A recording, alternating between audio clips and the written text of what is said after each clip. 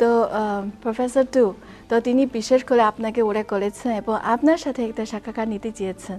তো আপনার মনে আপনি কিভাবে প্রফেসর ইউনুসকে মূল্যায়ন করলেন?我们是中国社会科学院农村发展研究所的。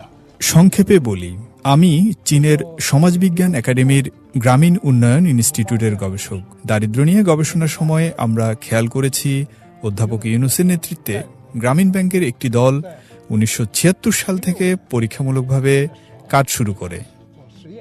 1983 সালে তিনি গ্রামীণ ব্যাংক প্রতিষ্ঠা করেন, আর আমি দারিদ্র্য বিমোচন নিয়ে গবেষণা করি। আমি ভেবেছি আমরা কি তার অভিজ্ঞতা থেকে শিখতে পারি। এ কারণে 1993 সালে আমি বাংলাদেশে যাই।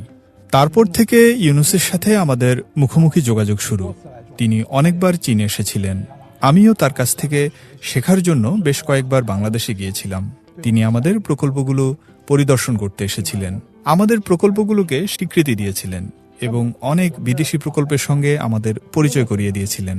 যদিও তিনি একজন অধ্যাপক, তবে তিনি দরিদ্রদের, বিশেষ করে তার দেশের দরিদ্র নারীদের নিয়ে বেশ উদ্বিগ্ন। আমার চোখে তিনি একটি সামাজিক উদ্যোগ প্রতিষ্ঠা করেছিলেন, আর এই লক্ষ্যেই তিনি সবসময় প্রচেষ্টা চালিয়ে এসেছেন।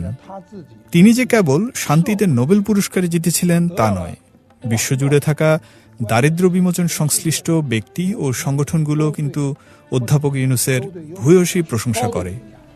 是这么一个的状况。好的，那我一会儿我再问您问题哈，先请刘教授再讲讲他的感受。